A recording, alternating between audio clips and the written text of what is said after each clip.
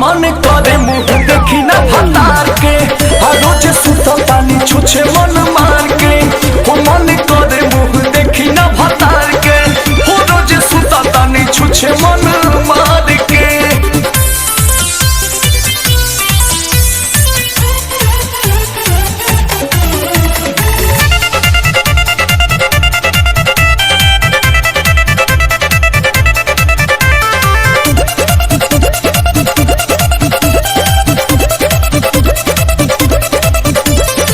भरे न मनता धनी बलम के, लेके सके हमका चाहती दिला शराब बाप पियावा के लहगो, होखे जवानी होकर माटी धोई दे तरो मोर जार के।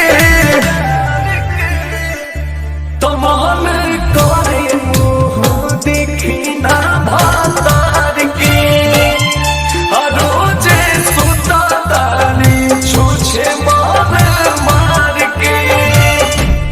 तो मन करे मुँह देखी ना भतार के, रोज सुततानी छुछे मन मार के।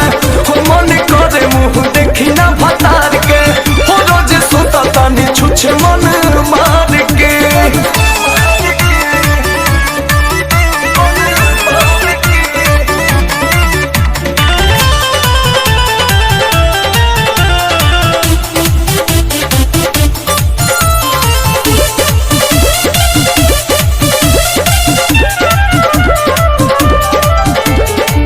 जगला भर में ना देही में साते, सुतेला वो करवते।